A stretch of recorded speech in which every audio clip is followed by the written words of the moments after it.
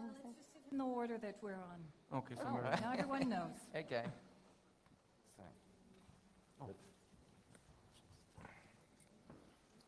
Wherever you want. Well, it's nice to still see some of you here. Surprised. Great. Well, ladies and gentlemen, it's a real pleasure for me to be here, especially after the exciting day that we've had. And, well, we have the honor of having the closing panel, and we promise you that hopefully you will not want to leave, because we are going to give you quite good value for your money for the next hour and a half. I think most of the day focused very much on the important role that Slovakia has played in both its historic past, but also in joining the European Union. And we've had many positive statements about the importance of becoming a member of the Union and the importance that Slovakia has played in actually pushing and providing a new industrial part of that union to Europe. Clearly there are issues around growth, competitiveness, and jobs, and we've heard about all those issues. And what we're going to try to do in this panel is to talk about some of what was mentioned by Vice President Šefčovič, but also by your Prime Minister, which is how do we actually balance the goals of the European Union around decarbonization and climate action? And how do we continue to also grow and to invest in what we're calling a new energy union? The idea of an energy union was actually proposed by Prime Minister Tusk of Poland. And many of us who are working on trying to fit those two goals of an energy union and decarbonization together have been trying to figure out the best way to move forward. And hopefully we will have some answers from this panel. The energy trilemma has been based around energy costs, security, and decarbonization. There have also been a great focus by the European Union to look at industrialization as part of that trilemma. We have an opportunity to solve the trilemma, and I'm hoping that we'll be able to talk about that. To transform and finance well-needed energy infrastructure improvements. In fact, we'll be hearing from RWE. We know, and the IEA has indicated, as have many other power companies, that we need to invest in energy infrastructure anyway. So how do we ensure that some of that investment is smart investment and also decarbonized investment? We need to look at grid developments, distribution, transmission, storage capacity. We also heard again the debate on interconnections coming from Šefčovič when he indicated that he would like to have the distributors actually talking across to those that are talking around transmission, etc. But we also have a clear goal of creating jobs and growth. So to be successful, we need to look at Europe's indigenous supply, and clearly we've had discussions in Poland around how does a country who has most of its energy source coming from coal, how does that country transform and still maintain jobs? We have to talk about demand management solutions. Part of the 2030 Energy and Climate Package, which was focused on having a greenhouse gas emissions target as an overarching target, also had underpinning a renewables target of 27% across the EU and a non-binding energy efficiency target. Energy efficiency is not sexy, and that will be something that we will talk about as well. Even though it's not sexy, it is the greatest option in many cases, especially in Central and Eastern Europe, to actually change and decrease actually the demand for energy. So very much an option for Europe. Finally, one of the key opportunities that we have is to actually find and inject new capital in Europe because we have a new energy plan. The question is, how do we keep investors in Europe? We've heard from a variety of the energy-intensive companies that we've been working with that there's investment leakage, that they're looking outside of Europe. We have issues around energy costs and energy prices, because we have competitors such as in the United States who have cheap gas and who are exporting cheap coal to Europe. How do we compete on the international market is what a lot of these energy-intensive sectors are saying, and why should we stay in Europe? So we have to find ways to keep the energy-intensive sectors, the manufacturing sectors in Europe. We have to find ways to keep investors interested in Europe, and we have to talk about a new future for Europe, which includes innovation, research and development, and new technologies for Europe, while maintaining jobs, growing jobs, and increasing competitiveness. To do all of this, there clearly needs to be the development of a transition plan. And some of the work that we've been doing at the Prince of Wales Corporate Leaders Group, but also through the Cambridge University, has been to talk to different countries across Europe and companies about what type of transition plan do we need to put in place. So I was asked to set the scene. I hope that sets the scene. I truly believe that actually, yes, we can grow in Europe and we can go towards green, even though green is not always the best word. We overuse sustainability now. I think we're overusing green. So let's say this is the new low-carbon energy plan for Europe. It makes economic sense. The new climate economy report that came out just recently, looking at the global implications of investing in decarbonization across the world, has actually shown statistically the importance of doing so and how it can actually create jobs and growth. I would like to start off our debate and conversation, and I hope we will have also an interactive conversation with all of you, with our representative from the European Commission. And Mary Veronica, you are working directly on the carbon markets. I don't think we need to get into the technicalities of that, Okay. but how do you see the carbon markets stimulate growth and jobs and competitiveness in Europe, and stimulate part of what we were saying is necessary to make sure that we actually keep investment in Europe and that we keep actually the manufacturing sector here in Europe? Well, yes, thank you very much, first of all, for the invitation. And it's really a pleasure to be here because I think it's very stimulating nowadays to discuss about growth and jobs, and that's really what we need. So since I do work on climate issues in Brussels, I think it would be probably good to put some reflection on the latest big decisions that the European leaders have taken at the end of last month.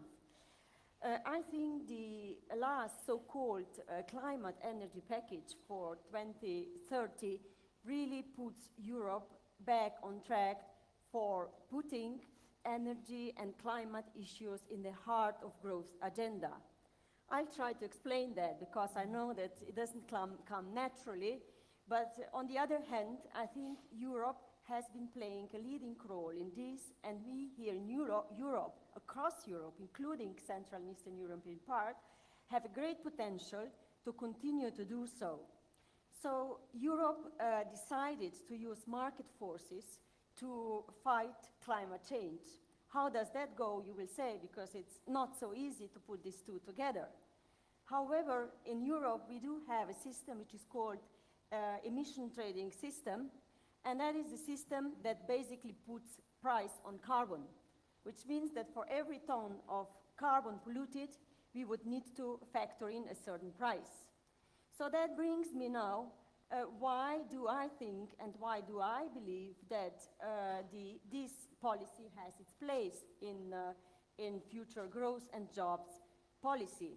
First of all, this policy will generate important investments here in entire Europe, and in particular in this part of Europe, in Central and Eastern part of Europe, even more so. What kind of investments do we need? We do need investments in energy sector. I think that has been mentioned also earlier today. We do need investments in energy efficiency measures, and I think here again you can easily see the potential for local jobs, for SMEs being involved, and potential also, particularly in this part of Europe, for capturing that possibilities. We need investments in R&D, in research and development, and we do need investments in new technologies, in the development of new technologies for manufacturing sectors, energy-intensive sectors, and we do need also deployment of these new technologies. So my first point would be that these policies would bring and should bring more investments in the years to come to Europe. My second point I will try to make is that these policies would bring innovation. What kind of innovation?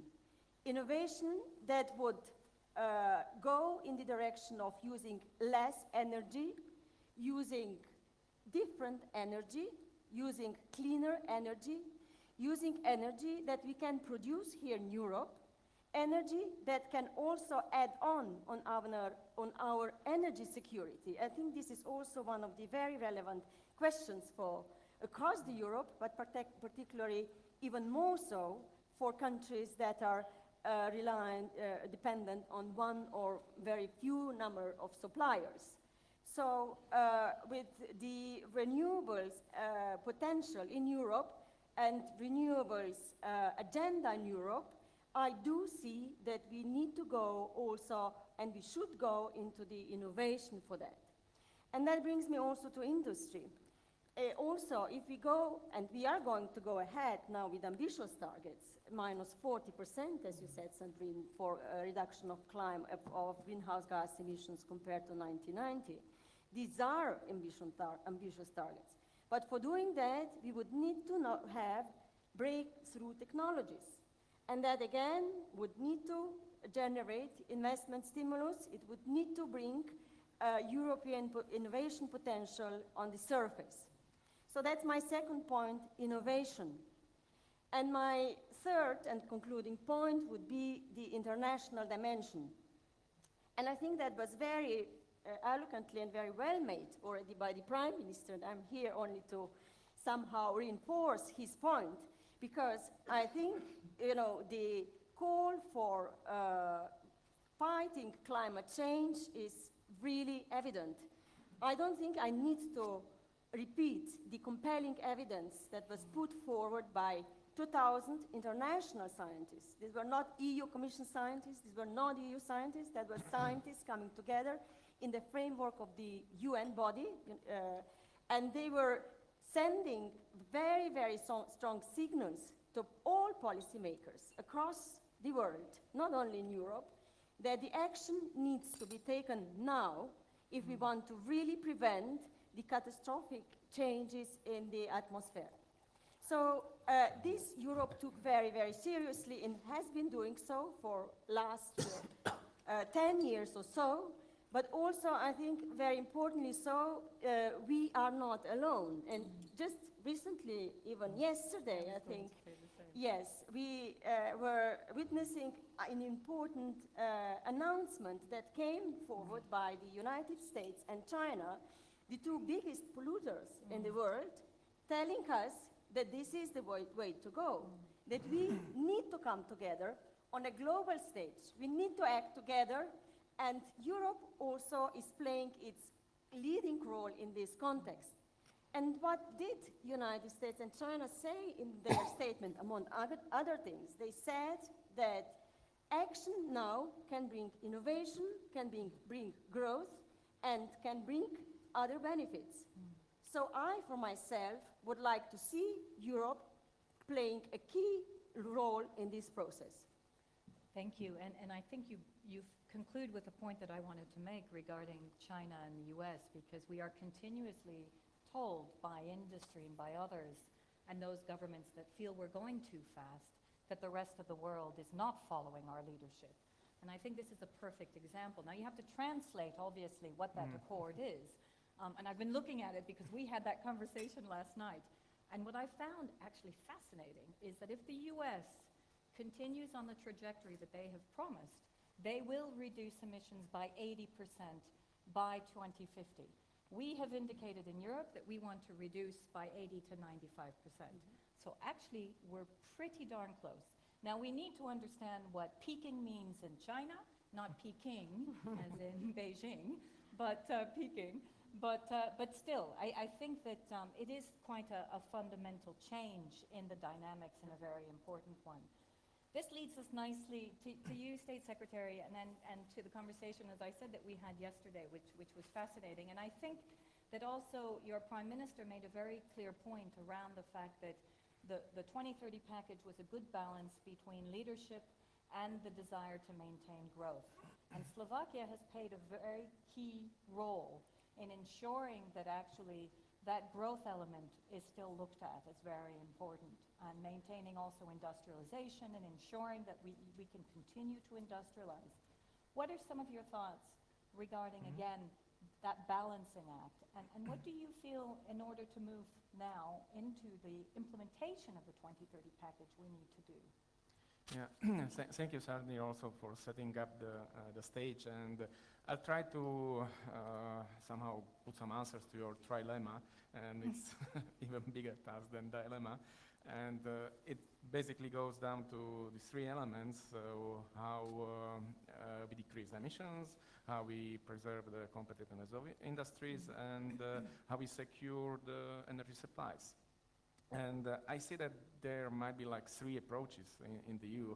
The first one is a bit idealistic in the sense that we would like to be leader in global decrease of the emissions.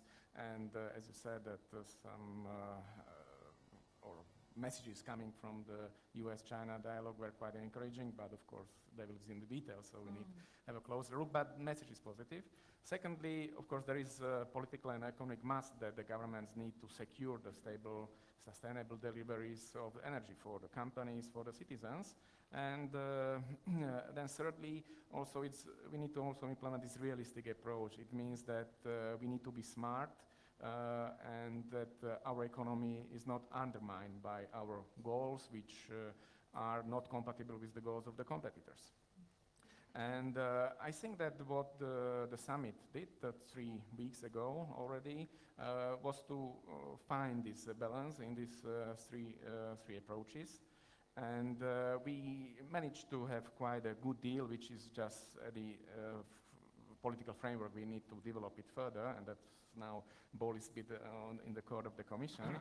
But I think also that Europe is very heterogeneous from this perspective, and coming from Central Europe, of course, we understand that countries are different in terms of the riches, so there are richer and poorer ones, richer who have more space for investments, innovation.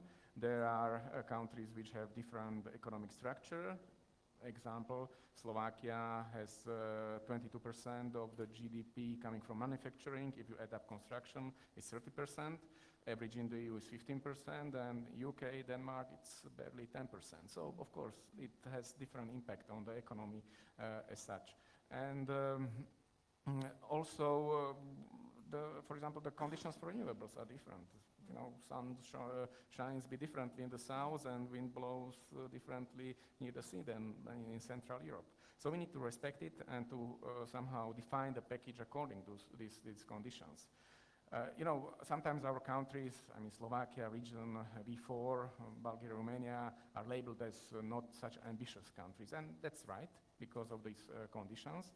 And also, I feel that what Mary Veronicas was talking about, the opportunities for growth via, let's say, our climate energy policy, it's not that well understood here. It's rather seen as a burden.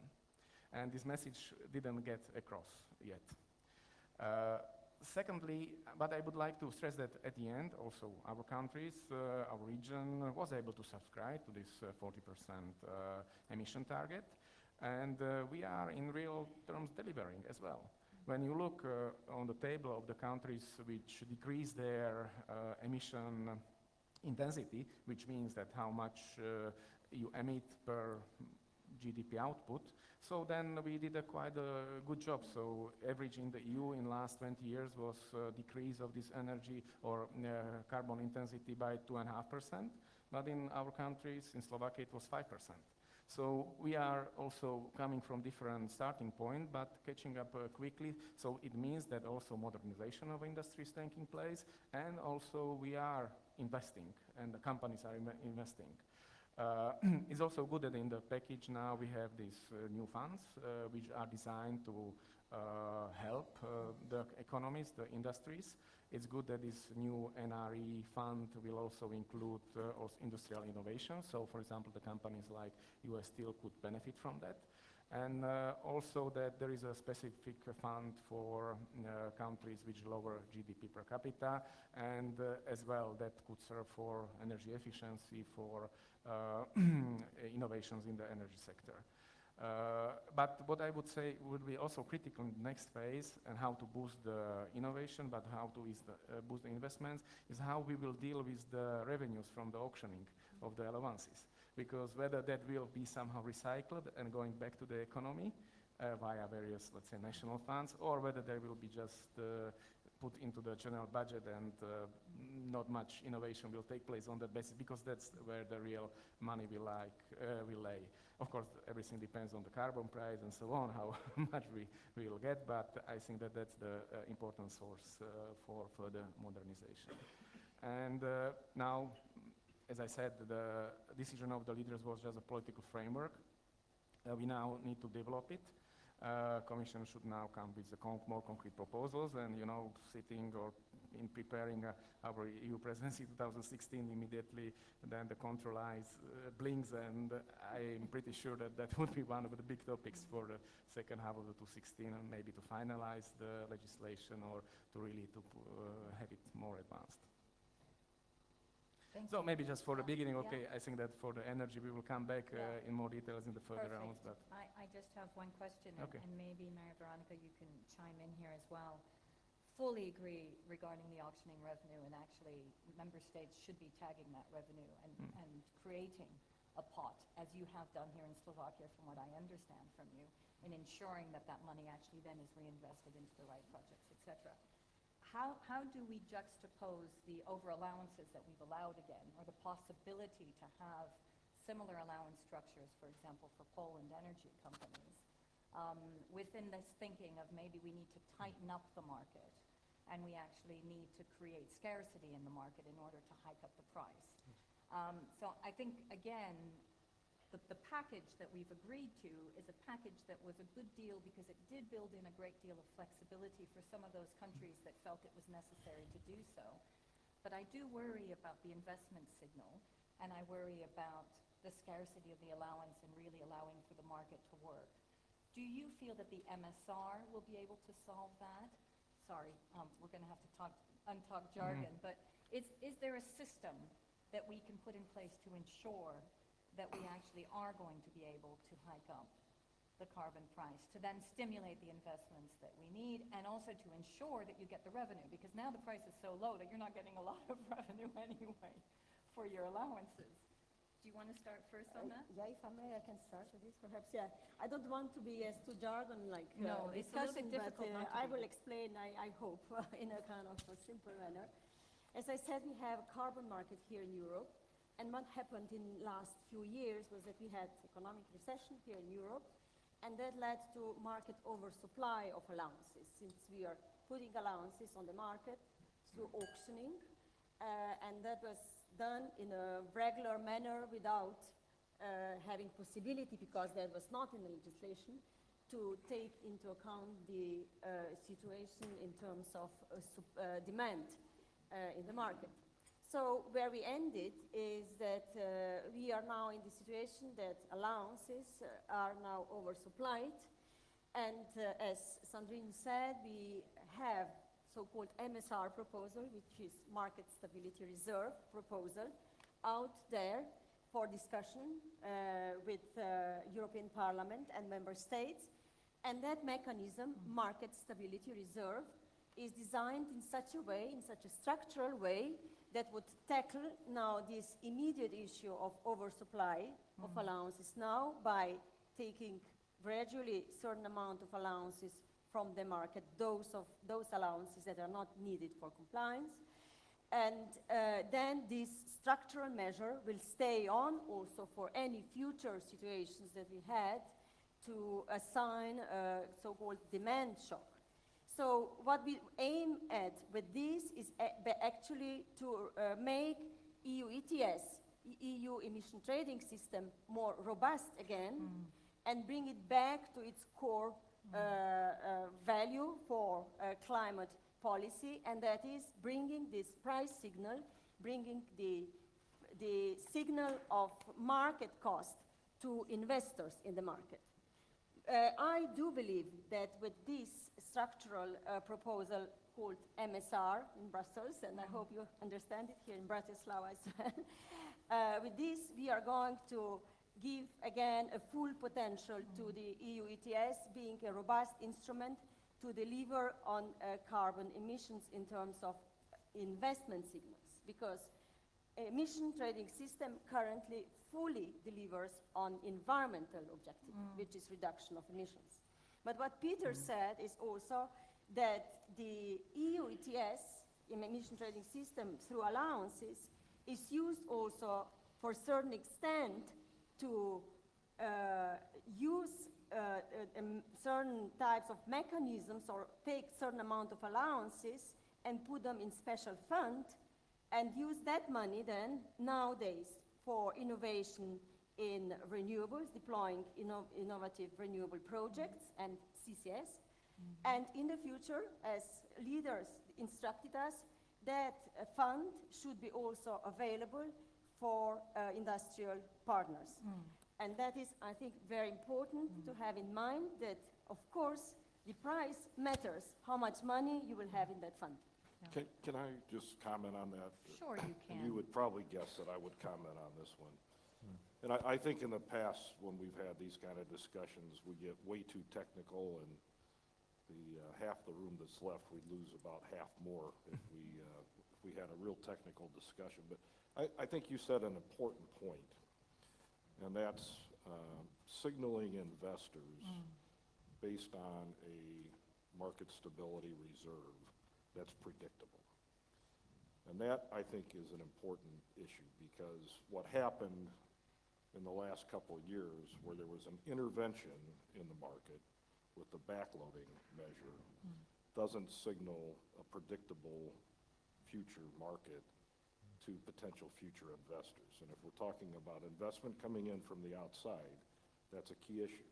And I think the industry, getting back to the 2030 package, I think the difference this time is that there was a collaboration of all the interest that wound up in a package that was a much more flexible, a much more balanced package. And I give, we criticize the government a lot, and we may do that a little bit more here, but I do give Prime Minister and Minister Giga and the V4, the Central and Eastern European countries, credit for making sure that industrial competitiveness was brought into this discussion and that it became part of the package going forward. And I think that what we see now with the structure of the Commission and Vice President Šefčovič's responsibility to coordinate actions across the regulatory scheme. So it's not just climate. We talk climate, but then there's environmental policy, there's the regulatory policy around REACH and other things that have been, for the most part in the past, silos that don't connect. And I think this new structure, with a two-tiered structure with Vice President Šefčovič as the energy union leader, pulling and coordinating those things together could lead to more confidence. And what we have today is not a structural economic problem. We have a lack of confidence. And it's a lack of confidence in the economy. I think there's some lack of confidence that some of these problems are solvable. And if we want to invest, or if we want to attract investment with current businesses, whether that be industry, SMEs, innovation, and if we want to continue to be an attractive place, not just Slovakia, but Europe in general, to attract investment coming into Europe, that's what's going to be important. So, George, since you took the mic, I'm going to leave it with Sorry, you. Thomas. No problem. And just I add ask to you, that. Exactly on that. What do you think now probably is the next step in terms of implementation with regard to the 2030 package? There's been a great deal of pushback from some of the energy-intensive sectors, indicating that any climate legislation is costly, that actually it hikes up energy prices. You're sitting next to an energy producer, so you guys can bicker afterwards. But I think that we've done a lot of work with the energy intensives, and one of the key, the work that we've tried to do is twofold. One is demand management, and how can we actually bring the energy intensive sectors into the entire energy system, firstly. Second is long-term contracting. How can we figure out, because obviously there's some pushback now at the European level also in terms of long-term energy contracting and pricing. And thirdly, how can we also work with the full value chain? So start to bring in some of the positive things that the energy-intensive sectors are doing, like recycling, into the full value chain and regarding the life cycle assessment regarding CO2. This also talks about embedded carbon and all these things, which we are not going to get into technicalities, which you've just indicated. Thank you, by the way, for that. I think that clearly electricity, but not just electricity, energy prices in general create a competitive weakness for Europe. And if you look at what's happened in the U.S. with shale gas, when you look at the prices in the U.S. with roughly half the electricity price fully loaded, the commodity itself today is less than a third of the total price. So it's not the commodity that's a problem. But if you look at the prices that are double the U.S. and especially in our case being in Central or Eastern Europe, if you look to our east in Russia, the Ukraine, and they're having a few problems right now, but the energy prices are significantly lower. And it's not just electricity. Natural gas is a big issue, 3 times the cost in the U.S. Although the price is going up. I mean, not everyone's saying that, the shale gas revolution is not going to continue to have cheap shale for a long time. But so far it has. Yeah. I go with the facts. And we know that things are not going to change overnight. But a comprehensive policy that I think is a European-wide policy, and I know you may argue about this, that creates competition, there's some connectivity, and drives energy efficiency, I think is a great place to start. Before we, okay, I'm going. Oh, now we're getting good. Yeah. Okay, It's on the energy prices. I mean, if you okay. forgive Come me. in on the energy prices, and then I have trade an you issue on a few competition. minutes, of my time maybe. We're going to start bartering on time. On energy prices, some of you know we have done a major study. We have looked at 100 and odd number of installations where we try to assess that the real prices they pay. We didn't get them always, but I think we got closer to then when you have aggregate, and that was the energy intensives. And one of the points was very evident, huge differences across Europe. We expected differences, but what we found was beyond our expectations. Okay, that's one thing. That has to do something with the internal market and how governments twist and tweak their energy policies and prices and subsidies and all this. There are people who know better than I do.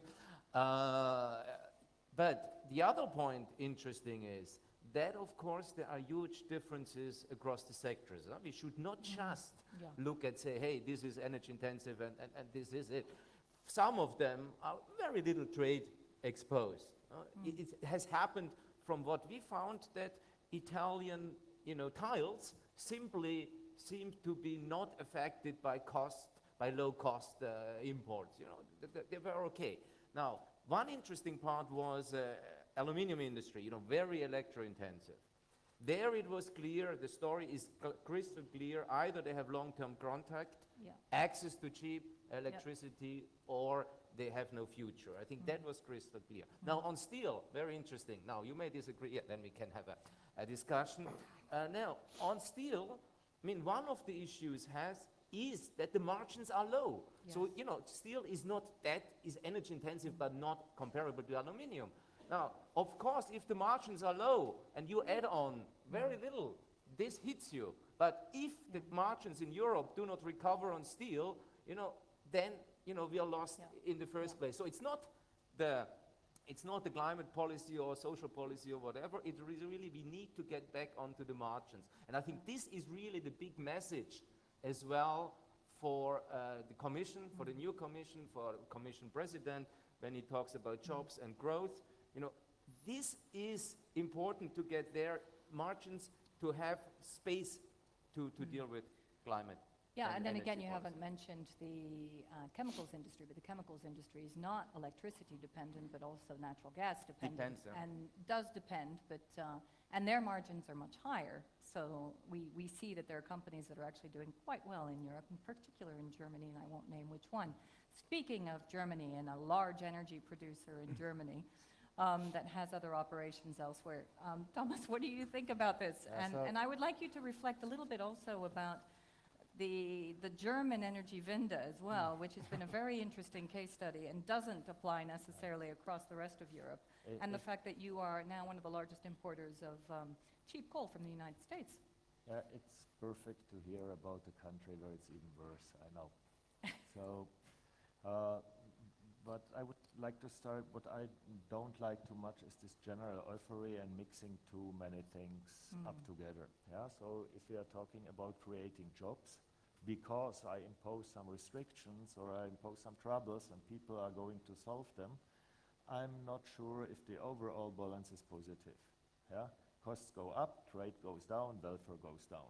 Basic market principles. Yeah, and this argument, if I have to invest somewhere and people are doing it, so this is good for the economy, is basically never true. It can be true for one market. The wider the market is, the effects are zero or negative. But let's face it, carbon reduction is a social political decision, is something Europe at least agreed on, and we have to do it. Yeah. It creates costs. These costs are a burden, and we are fighting to have the right instruments to tackle that. I believe that trading mechanisms are the right thing because it's somehow close to market. Where I would warn here, every time you feel it's not sufficient to meddle with it. And here I'm with my main message. If you have a stable instrument, give it time and leave it stable, because what we need is some kind of security. Yeah? We need a stable environment. We need conditions. Our investments are most of the time long-term. Yeah? So we need somehow the security that the conditions will not change. Yeah? Market conditions change anyway. Yeah? Then the next thing is about regulation. Regulation is fine and necessary in a strategic sector, in monopolies or in situations which are near monopoly, but you have to do them very carefully. Yeah? And if you now take the Slovak Republic and Germany, and one thing what they face together, that we have renewables, which are supported with subsidies. The subsidies are definitely too high, yeah? Meaning that there are a lot of installations, commodity prices on the spot markets are very low.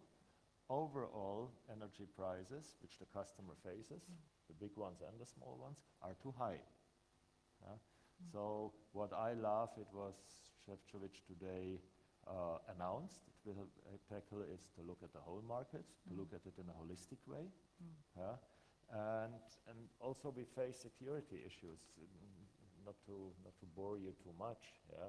But in eastern Slovakia we know that this country is perfect, the east of the country has perfect development potentials, but you need infrastructure for that.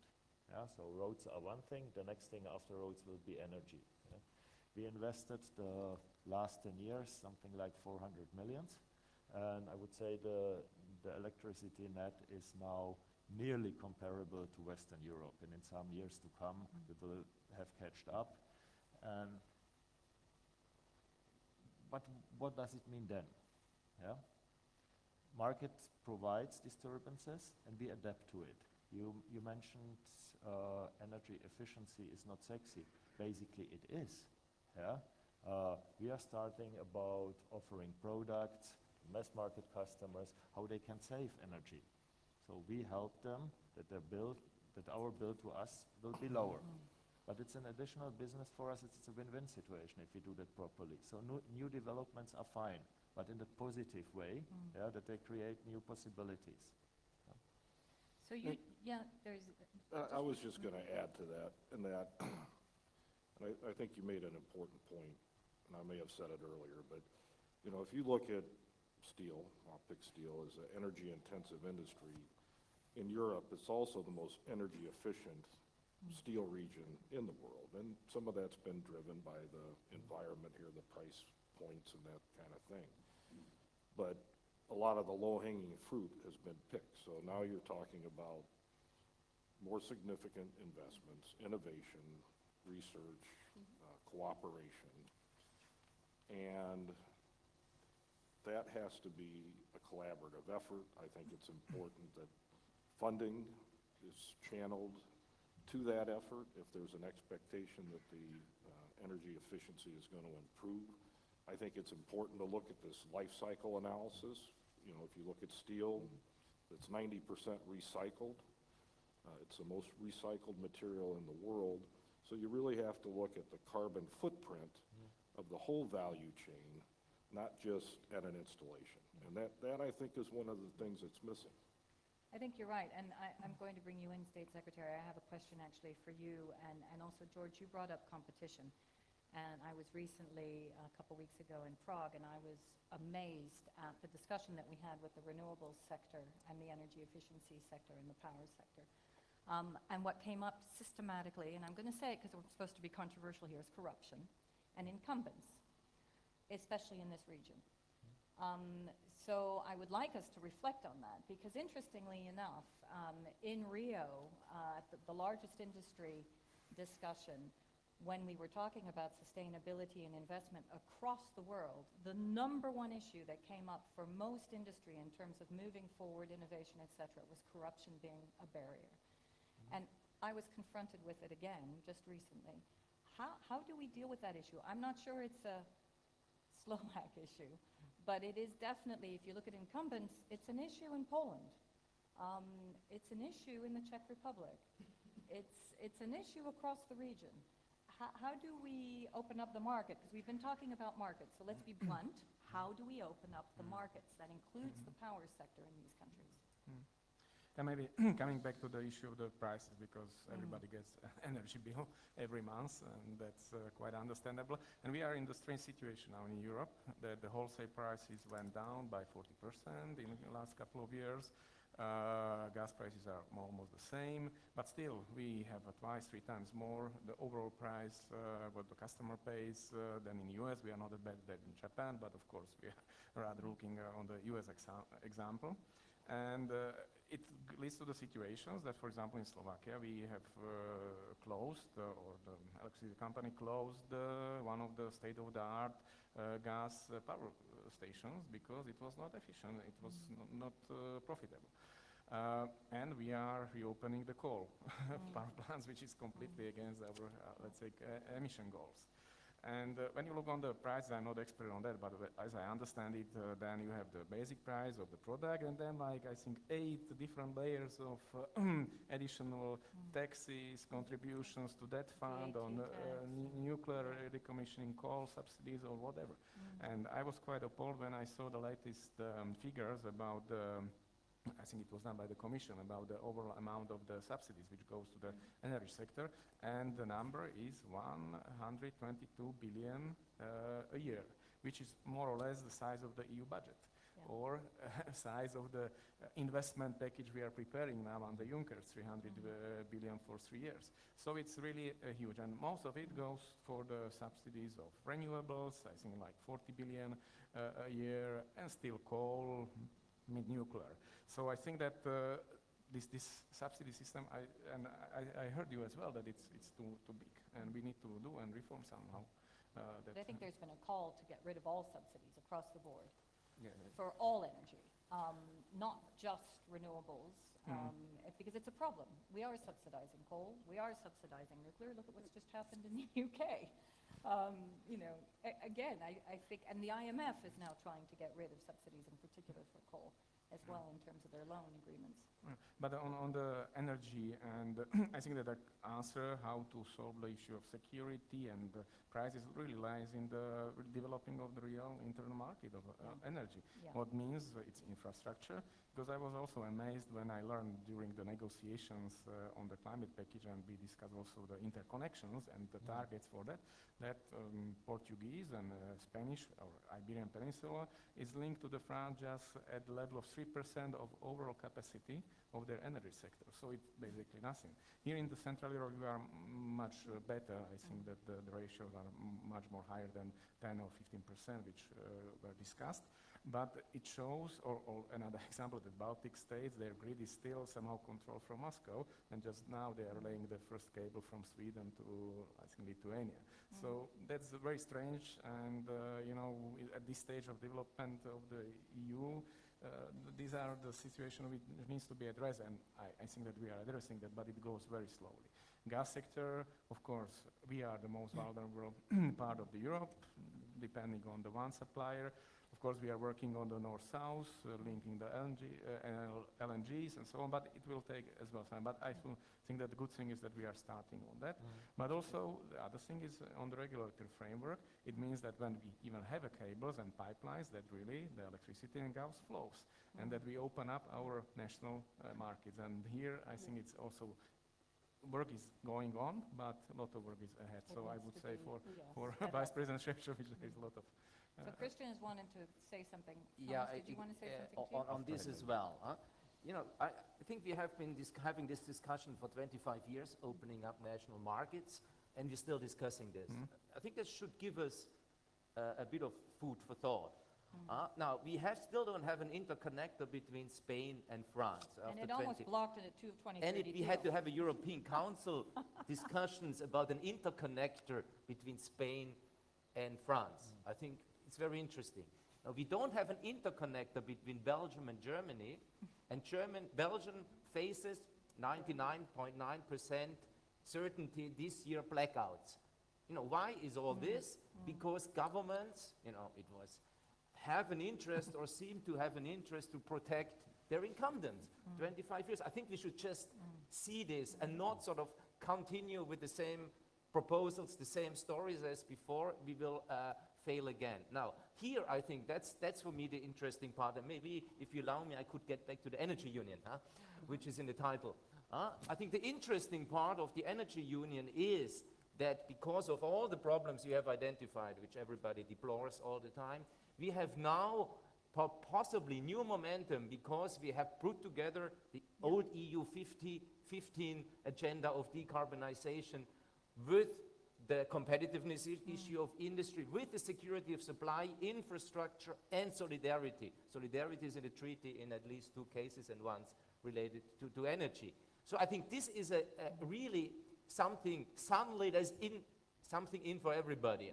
So there is a huge political momentum. Now, that will not be forever, and in the last session we had a discussion on a window of opportunity that can close very, very fast. That's, I think, the best bet to do something on this, that we really drive infrastructure, also do something about the market. You mentioned this, energy prices, and therefore also unlock the decarbonization or the low-carbon economy. And you create really, I think that, investment security if you as allow me well. this, I think really important to keep this energy union together, and here is a criticism to you. You put it down to green and competitive. Without the security of supply, solidarity and infrastructure, it won't fly. That's my Absolutely. No, I wasn't putting it down to green and competitive. I think that Who energy did? security, no, I think that energy security is absolutely part of it. If you look at the United States, what has driven their investment in renewables and actually in low carbon energy? It's been energy security. We've never actually used that as the reason to start to invest in decarbonization. It's been our climate legislation. And now we have the possibility, as you say, to bring in energy security and to make it a stimulus for actual decarbonization. And it's coming at it from a completely different issue. And if you look at gas, and look at Bulgaria, 100% of the households in Bulgaria are dependent on Russian gas. It's a no-brainer if they put in energy efficiency in the households and try to reduce their gas consumption, their import bill will be dramatically reduced. That's an energy security and a win in terms of decarbonization. Yeah, but don't forget innovation in that same vein. Definitely. I mean, what happened in the U.S., and, you know, we've got lots of plants in the U.S. We have a plant here in Košice. The energy security issue and the national security around energy dependence was a big driver in the 70s with the oil crisis and things like that. But what's driven the reduction in dependency in other regions of the world was innovation in the gas and oil industry, in the shale gas. And there were movements at that time by environmental organizations to take that off the table. And what they did is work together, found safe ways to explore with unconventional drilling and fracking and things like that. And they've unlocked a weapon in industrial competitiveness there through innovation.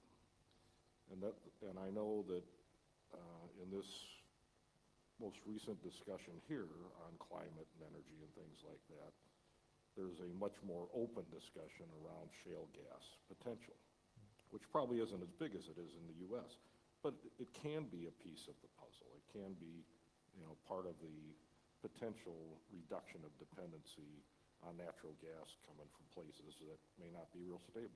George, I think you bring up a really important point, and before maybe opening it up, maybe I can ask you, Thomas, where do you think that kind of key innovation or revolution is going to be here in Europe in the energy sector?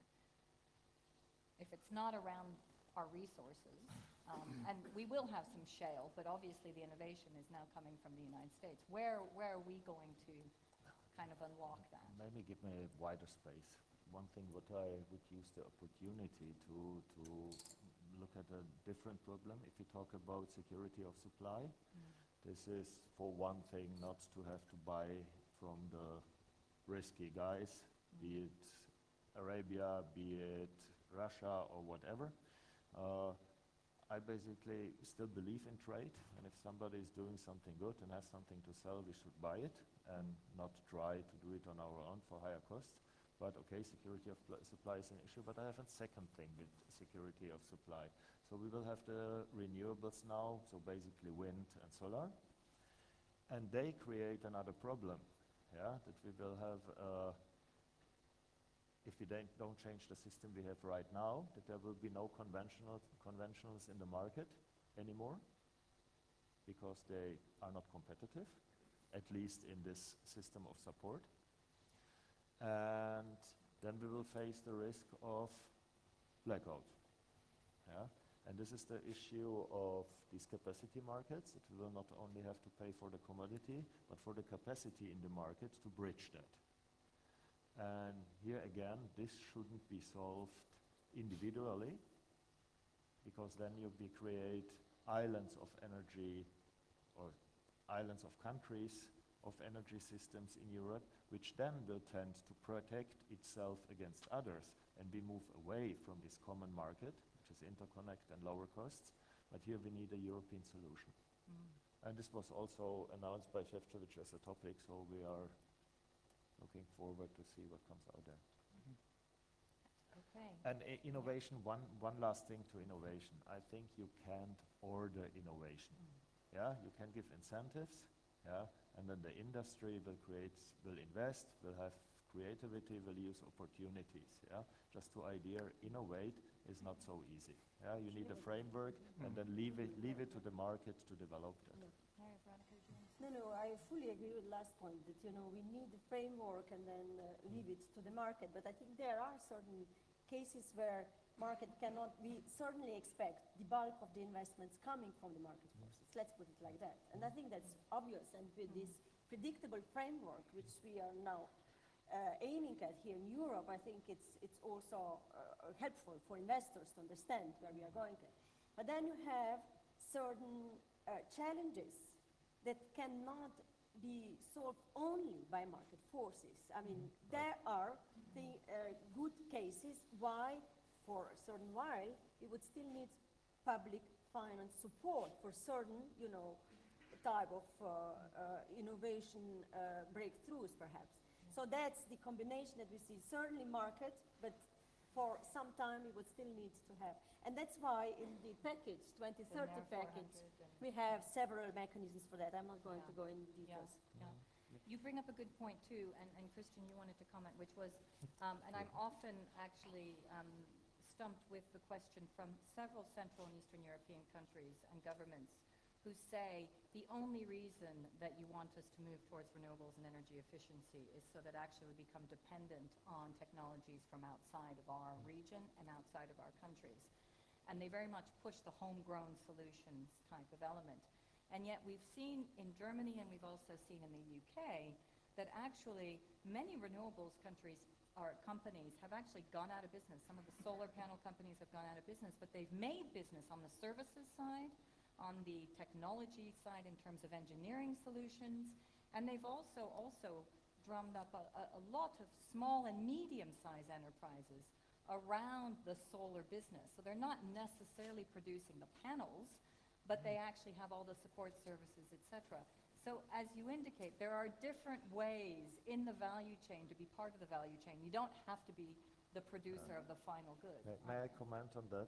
This is a little bit for me a camouflage, yeah, because this was what Merkel promised to the country. Yeah, you will face for a certain time higher energy costs, but it's worth the cost because we are going to be the leader of renewables in the world, and it will come back, and will not come back in that way because of course others are fitter in producing that, and this is why these producing companies, even if they were the first, went out because they're too expensive.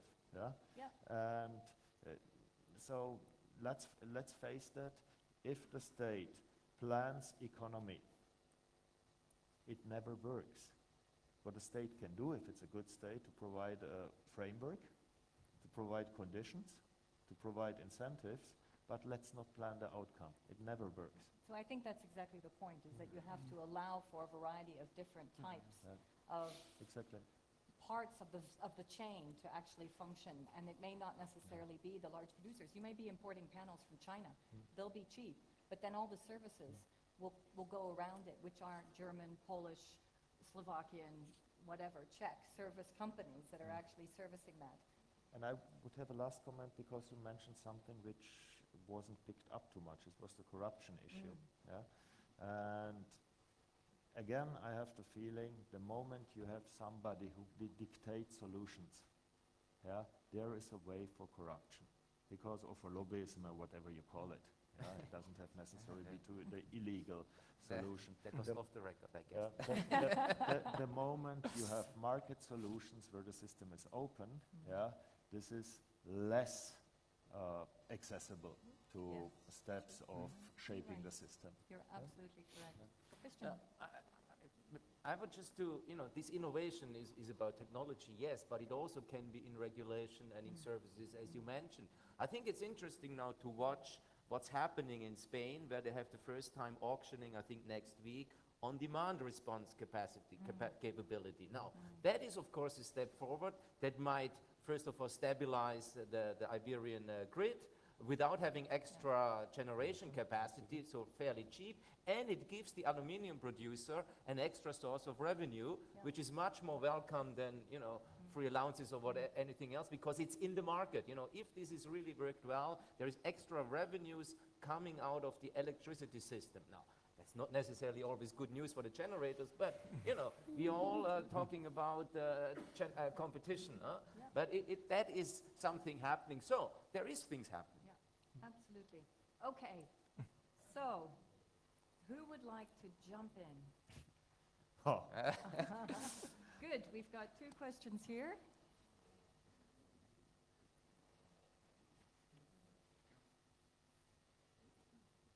Thank you. Josef Badida from energy analyst from Energie Preva's website from Slovakia.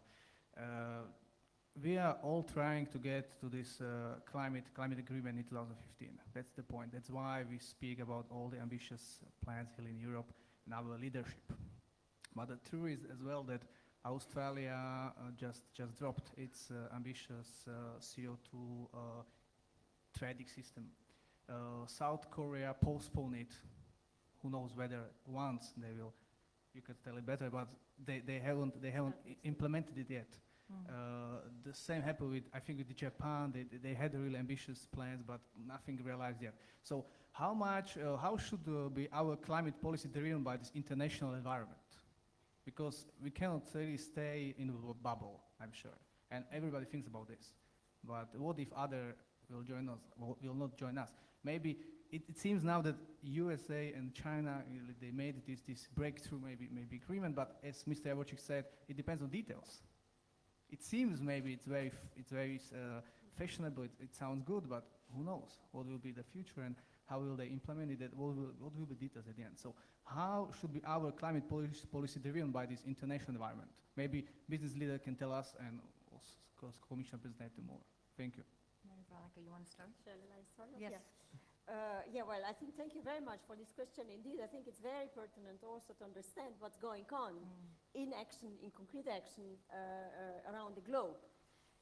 Of course, you know, I think, first of all, let me say that international negotiations are of essential importance because that is the process that keeps the entire international community aware that something needs to be done. And let's hope now that in Paris we will have a good and solid outcome. But I will come now to your questions, trying to picture what's actually going on. It's quite a lot going on. Sometimes here we in Europe really believe in our little bubble, but also from the perspective, well, it's just us doing things, which is not really true. First of all, as you said, Korea is going to introduce emission trading system from January next year. We just had Korean colleagues over last week. They had also very tough discussion with the industry partners, with the society, but their leadership decided to go ahead and they're going to have their emission trading system, which kicks off next January. So now I will stay in the region because I think it's very important to understand that China also is doing quite a lot domestically. You have now you have initiative where they put in place 7 pilot projects with market approaches to address reduction of carbon emissions. And these are running pilots running in provinces, but provinces of size of Germany. So you see, China is big, and when they start action, they start there with a quite good planning.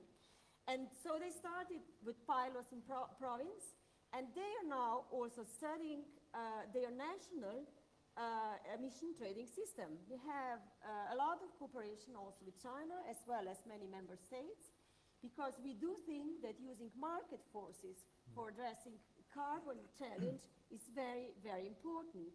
And we are ready to share our expertise and also our knowledge, because we had to learn a lot by doing here in Europe with other partners that are also embarking to the same approaches. And what China is doing right now, they're preparing their national carbon trading system, which for the first draft, they say they should be ready even by the end of this year, beginning next year. So let's see. I think, forces are moving also outside Europe. Then you have California, for example, and others are also looking in potential approaches, such as Mexico. So I think, of course, here in Europe, as I said, we have chosen a market approach as an approach that would prevail for the industry installations. It's over 50% of emissions that we would like to capture by that system. But it's not only that. It's also energy efficiency measures. It's a lot of cars and CO2, we call it in Brussels, which means to put a standard for the CO2 reduction for cars. So we have several other measures in place, which are also in place in other places. Cars regulation is very strong in the US as well. And also now in Asia. And now in Asia. So I think there is action going on.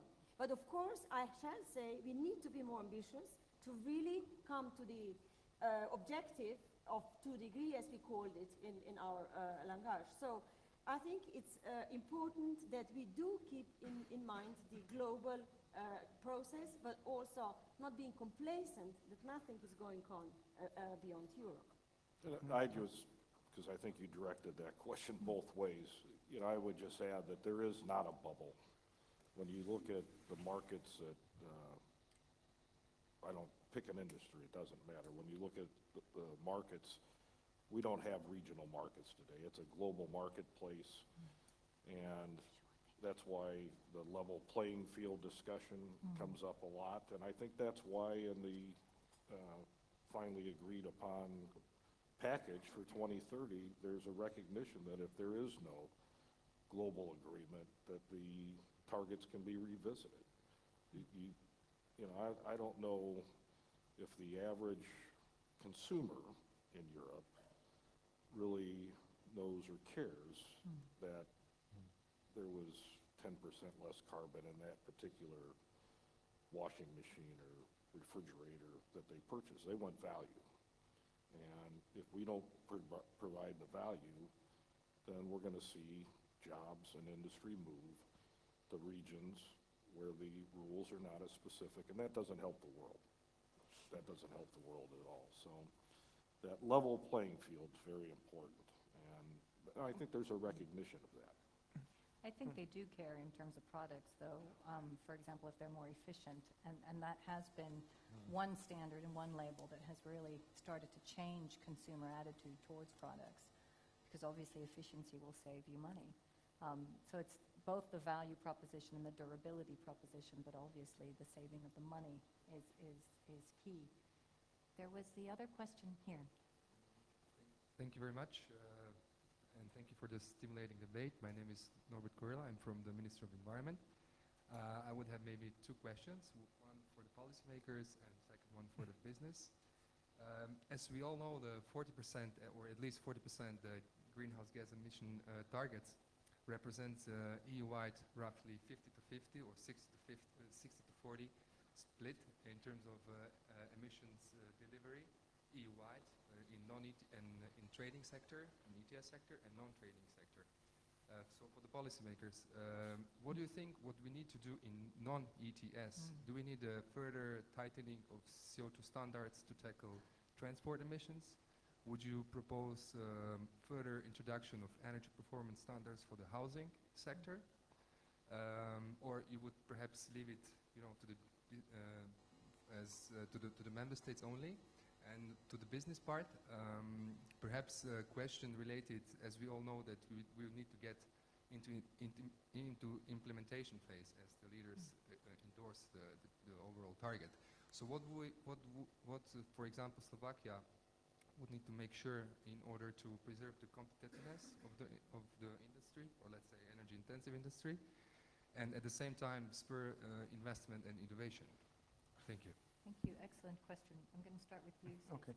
Maybe I also briefly come back to the question of the international context. And I think that I hope and I think that we are a bit wiser than in 2009 before the Copenhagen summit, when the EU came with the strong leadership role, but unfortunately nobody followed. That was the message out of Copenhagen.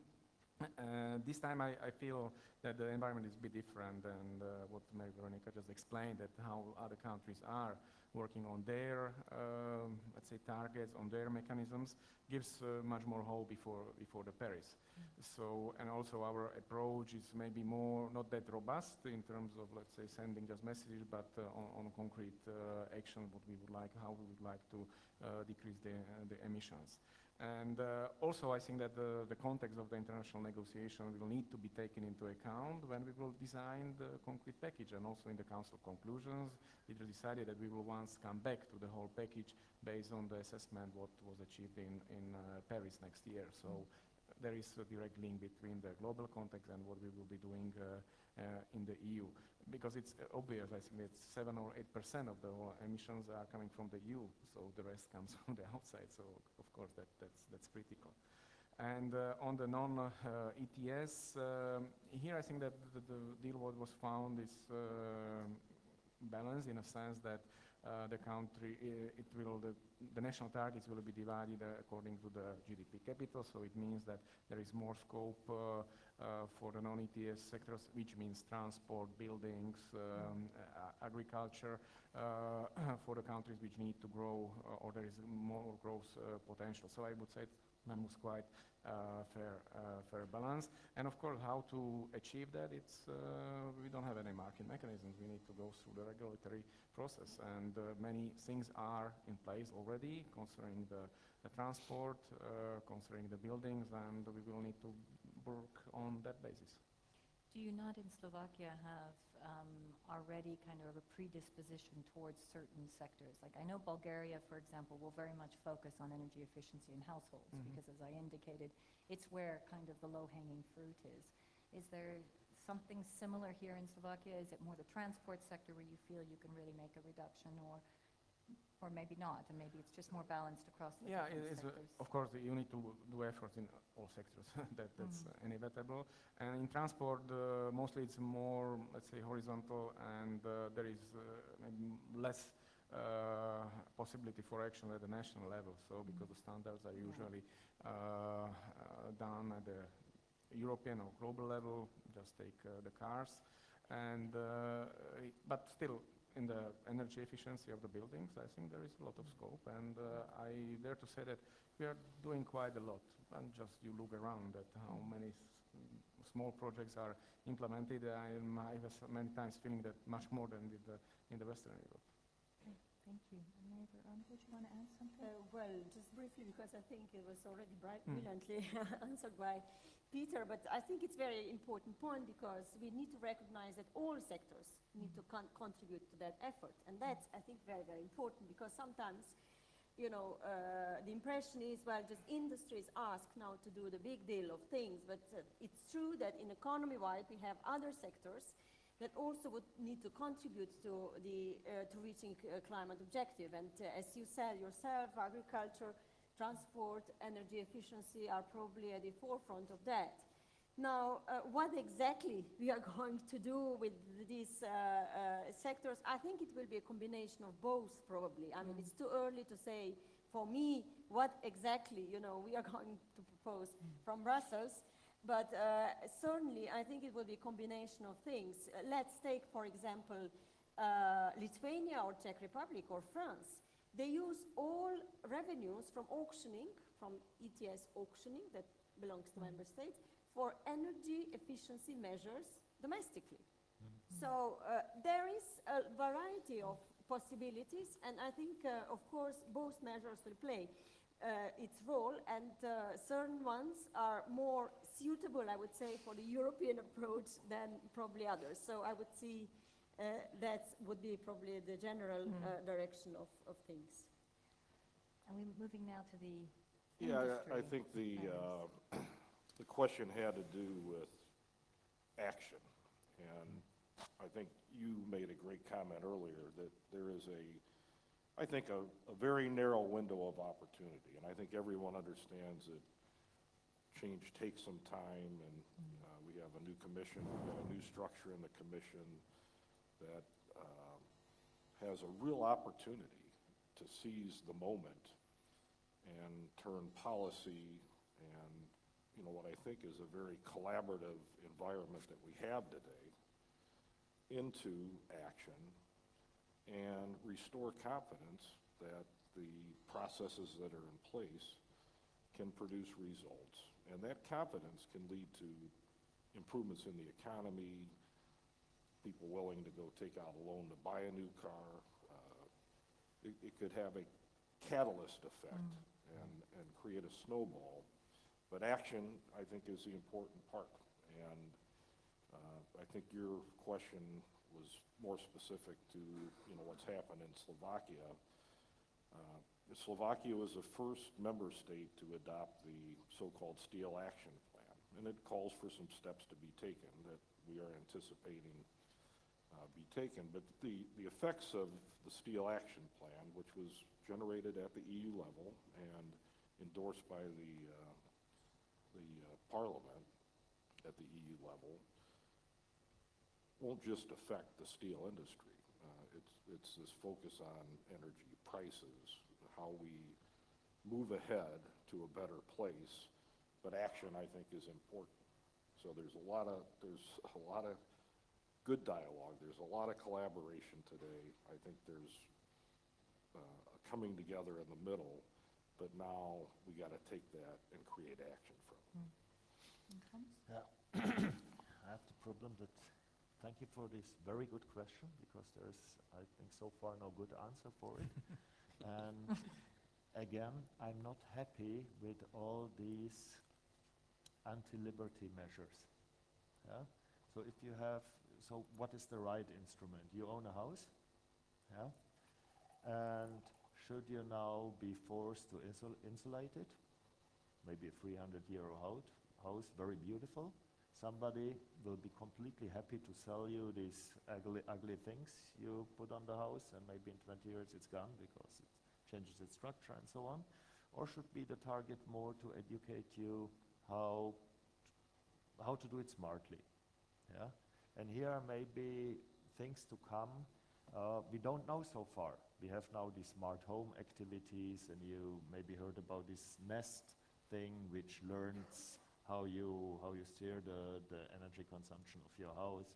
It's a Google product, yeah, and it's very fashionable. And there will be things who solve it, and I'm not happy about forced dictated measures which are, according to the technical status quo, done by people who in the worst case know not too much about it, don't know about the other possibilities.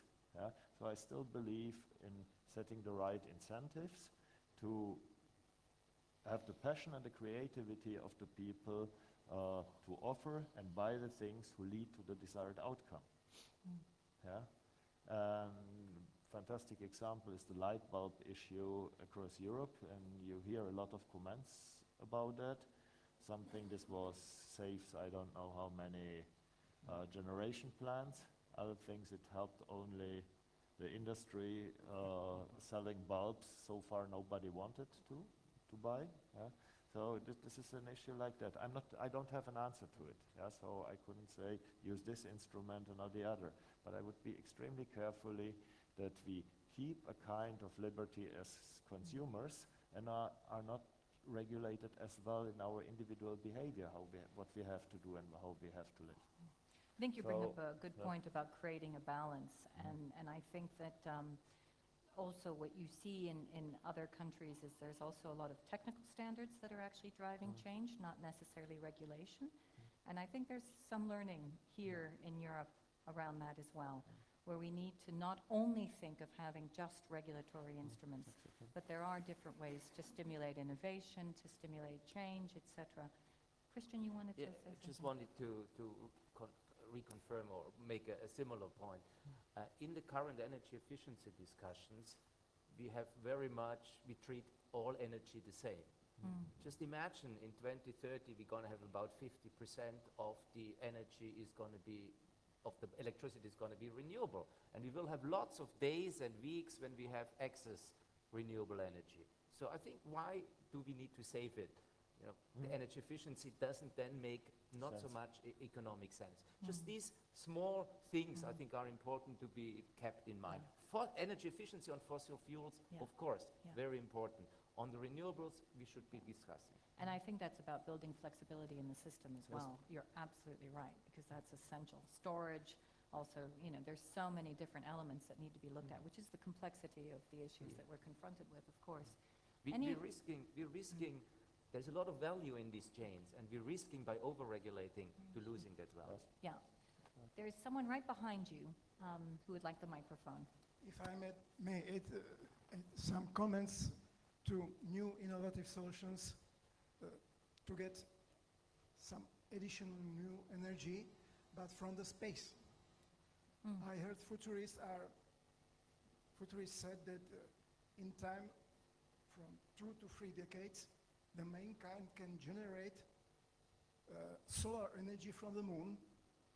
When you encircle the moon with solar panels, the air is there much, not so dirt as here on the Earth.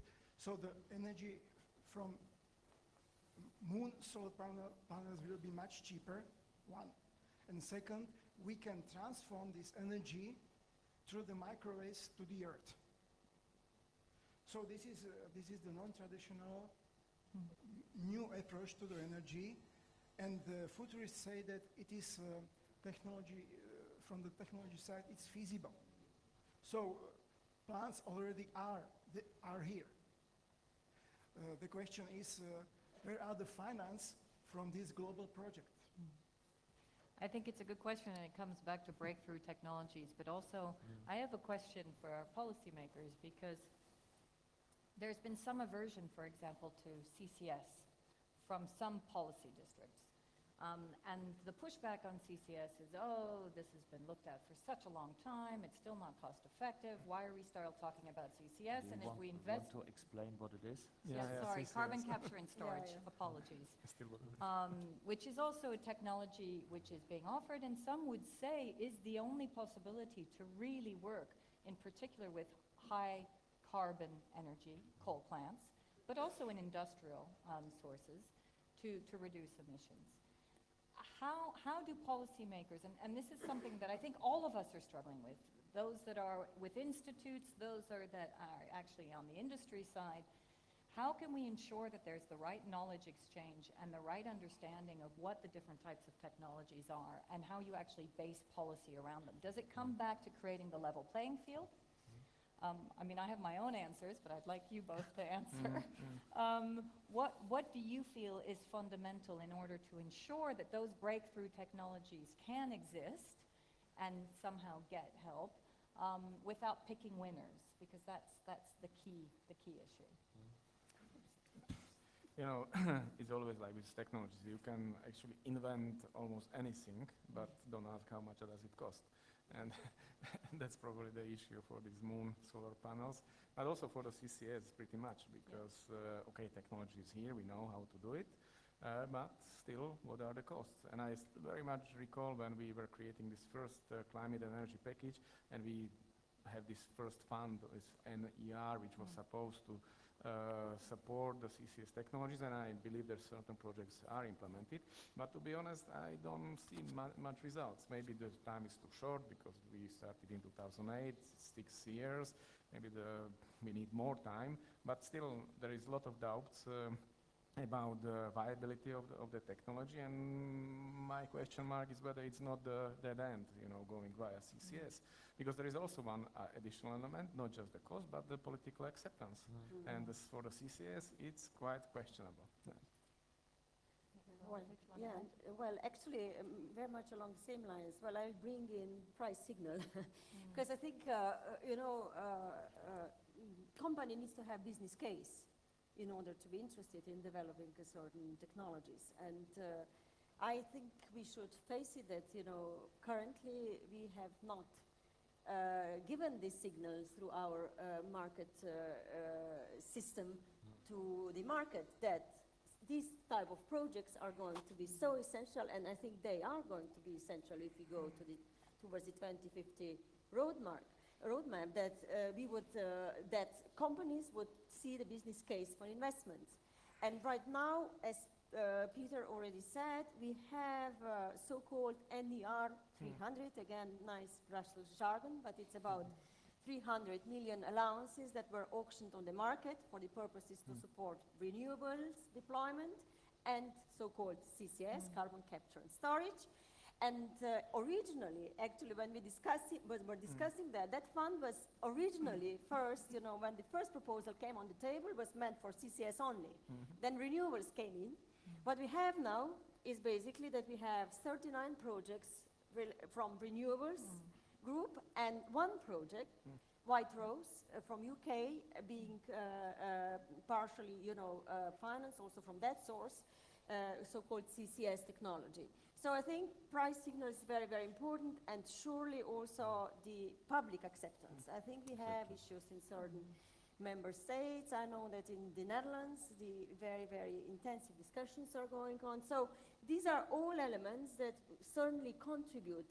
And also, well, the steer that we have received now from the leaders is that in Europe we are going to continue to try to bring this through support of the NER 400 in these next 10 years.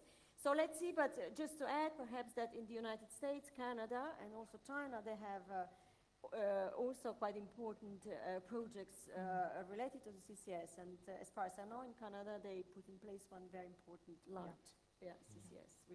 But Maybe I think, just to add to that, though, I think the jury is certainly still out on CCS. I know that when one of the states in the U.S., I won't mention any names, tried to specify capture and storage as a winner in the technology selection for converting coal-fired plants, the environmental groups stepped up and say, oh, wait a minute now. This is not necessarily something we're endorsing because the data, the research hasn't been done. On a small scale in pilots and trials, I think we'll learn, but on a large scale, to pick a winner, as you said, I think is pretty questionable right now with a broad public opinion. Okay, well, I'm going to ask each of you for a quick comment to this question in order to conclude this session, because what we have before us is the challenge of setting up an energy union. We've talked about a variety of complexities regarding setting up an energy union, and I know that several of you have indicated also, let's not forget that we are talking about member states who typically have always talked about the sovereignty of their energy, and here we are trying to bring all those member states together under an energy union. We're confronted with an energy security issue regarding the Ukraine, and many have said that there will be blackouts across Europe, not only because of the Ukrainian situation, but also it's been said that some member states are going to be particularly cold because of the Ukrainian situation during the winter. In addition to that, we're trying to set up our 2030 package, and so we're confronted, as Vice President Šefčovič very clearly indicated, with trying to both put in place the right implementing legislation for the 2030 package and start to discuss the energy union, and he would like to fast-track a proposal for January 2015. So if you were Šefčovič, what would you focus on in that proposal? And give me a very short answer, please. Maria Veronica. It's hard to me to answer because he's my boss. Well, not off the record, because we're definitely on the record as much as people are tweeting. No You tweeting. know, it will be tweeted.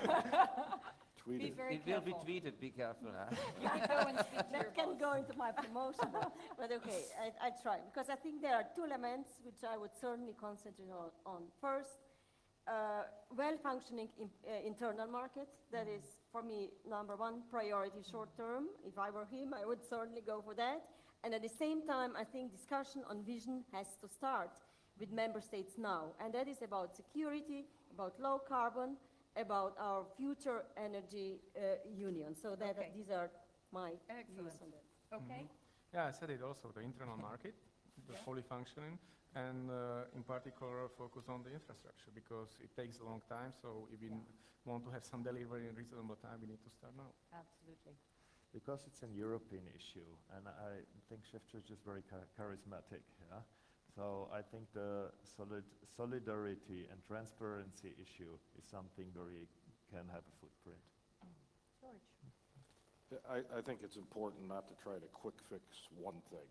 That, you know, this is a complex issue, and it would be very easy to try to fix something quickly to get a quick win and then cause problems in lots of other areas. So, you know, I think some thought around how the energy union will work, the coordination of the different portfolios that'll report up, but the high energy prices and energy dependency has to be tackled.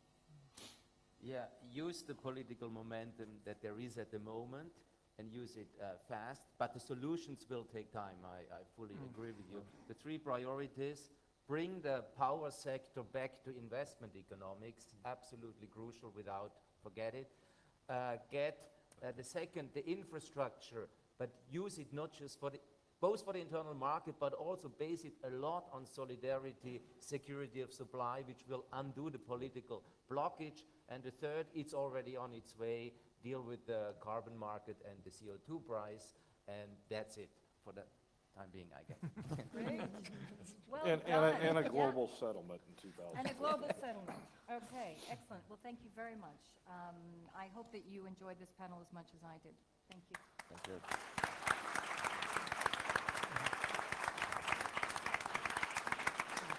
And so we're going to stay here and welcome our closing remarks, which will be given now.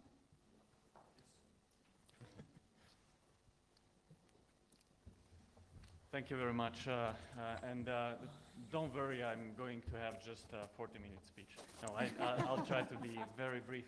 First of all, thank you for the moderator and panelists, not only of this panel, which has been very, very wonderful, and new breakthrough ideas came here as the solar panels in the moon that I never heard before, so it was good as well and fun. But in the last 3 days, we discussed very important issues of the growth of the future of Europe. And as Mr. Asmussen said yesterday, it is showing that this conference is sending a clear signal that 10 years after enlargement of EU, the EU is not old and new. And when we are discussing the future of Europe here in Bratislava, it says that we want to have a clear contribution into what kind of Europe we are living in. So I hope the TATRA summit has succeeded also this year. And when I look into the list of participants, that were 500 participants from more than 23 countries, businessmen, leading businessmen, not only in Slovakia, but also in the region and in Europe, I think that we have created a very good base for the future TATRA summits as well. And we have a very strong and important mission for the upcoming 2 years, because we are going to have the presidency of the EU in 2016, and we would like to build up a strong brand from TATRA Summit as a key conference during the Slovak presidency. But when we were establishing this conference together with Ambassador Korčok and Ambassador Kačer, both who are here in this room, 3 years ago, we did not imagine that we can build up a brand in 2 years. It's the 3rd edition of TATRA Summit, but we organized it in 2 years. The first in Bratislava, second in Brussels, the third here again in Bratislava. And I think it is only possible because of the dedicated team that we have and that learned a big lesson during the GLOBSEC conferences, the 10 years of GLOBSEC conferences that we have established. And the beauty in our organization is that we can combine great ideas, huge ambitions, with the ability to deliver and the ability to organize and implement those ideas, which is very important. So first of all, I would like to thank for the team of CEA, Center for European Affairs, Andrea Ferencikova and all the others. Please stand up, and everybody who has contributed to this conference. All the organizing team, please. There are many more, also outside of the room. Thank you. You have done a great job in the last several months to prepare this very important conference. Also, let me thank to 2 very special persons that I did not mention so far. And it's State Secretary Peter Javorčík, who has dedicated a lot of his energy and time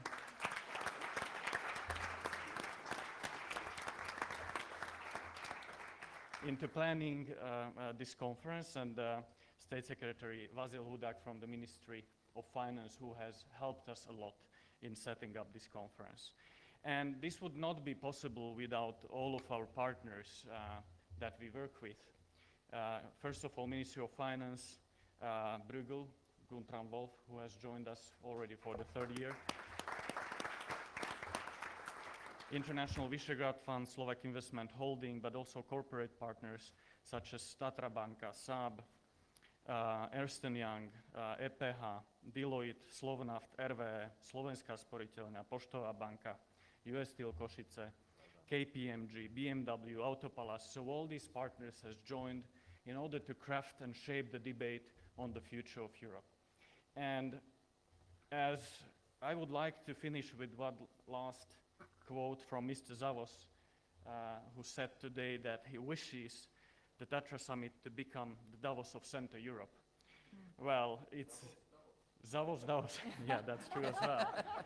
It's very ambitious, but those who know me and my team, we like challenges. So, my dear team, you know what we have to do in the upcoming 10 years. Thank you very much, and you are invited for a drink downstairs. Thank you. Just good message.